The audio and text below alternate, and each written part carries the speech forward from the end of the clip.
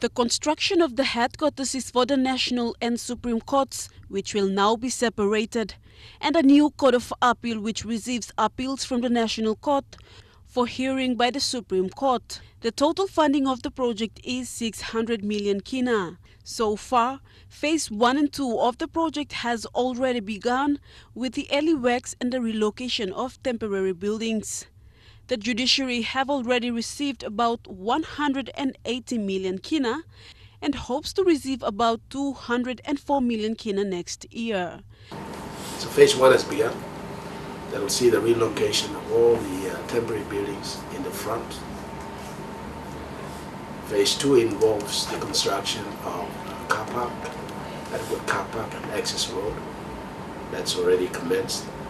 Phase 3 will involve the relocation of all the administrative buildings at the back of the court. That's yet to commence. The tender has gone out. Phase 4 will involve the relocation of the district court, again to the other side, and the tender for that. The tender for the main construction is already out, with thousands of bids going in. For the third and fourth phase of the construction, says Salamo is hopeful the contracts are given out in July for the construction to commence in August and September.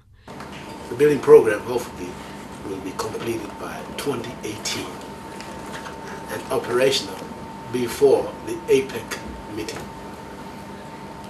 That is a rather ambitious program, but I'm sure everybody's working around the clock to try to achieve that target. Meanwhile, the judiciary will receive its last funding in 2017 to complete the building.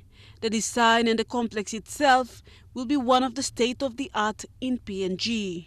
Vasenata Yama, National EMTV News.